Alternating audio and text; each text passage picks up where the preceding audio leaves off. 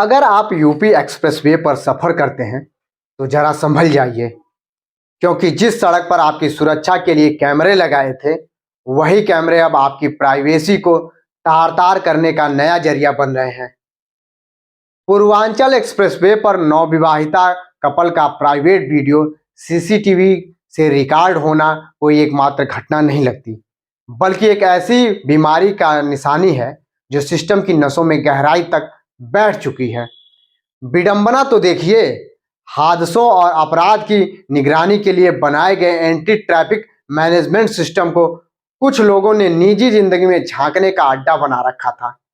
जिस control room में कानून व्यवस्था मजबूत होनी चाहिए थी, वहां लगता था मानो किसी ने निजी मनोरंजन का सिस्टम सेट कर रखा था। आरोपी पूर्व मैनेजर आशुतोष सरकार का कबूलनामा तो और भी चौंकाने वाला है। 2.5 साल में ऐसे हजारों फुटेज बने, रोज जूम करके गाड़ियां देखी गई और कभी कभी गाड़ियों कम कपल ज्यादा दिखाई दिए। सबसे बड़ा कटाक्ष यही है कि आरोपी दावा करता है कि उसने वीडियो वायरल नहीं किया, यानी फुटेज रूम तक पहुंचा, फिर किसी कर्मचारी के मोबाइल तक पहुंचा, फिर ड्राइवर तक, फिर सोशल मीडिया तक। पर बीच की यात्रा में हर जिम्मेदार व्यक्ति अपनी आंखें मलते हुए कहता है, हमने तो कुछ किया ही नहीं।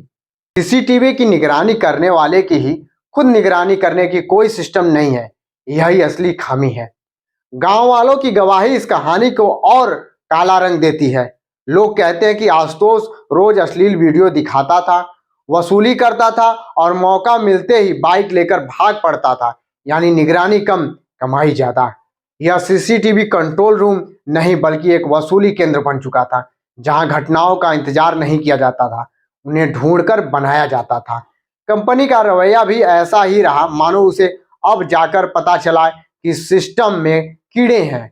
घटना सामने आते ही 4 कर्मचारियों को एक साथ निकाल दिया गया और एफआईआर लिखने की चिट्ठी भेज दी गई, जैसे पूरे ढांचे की गलती को सिर्फ 4 लोगों पर टांग देने से एक्सप्रेसवे की नैतिकता वापस आ जाएगी।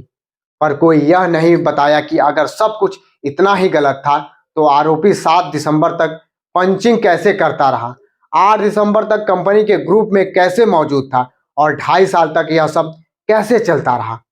पुलिस की सक्रियता भी घटना के बाद अचानक जगी हुई लगती है, जैसे सीसीटीवी में कपल दिखे हो और पूरा प्रशासन भी उसी वक्त जूम होकर जाग गया हो। लेकिन कपल की सफाई सुनिए, पत्नी प्रेग्नेंट थी, थोड़ी देर के लिए कार रोकी थी, मदद चाहिए थी और इन्हीं पलों को किसी ने मौका मान लिया।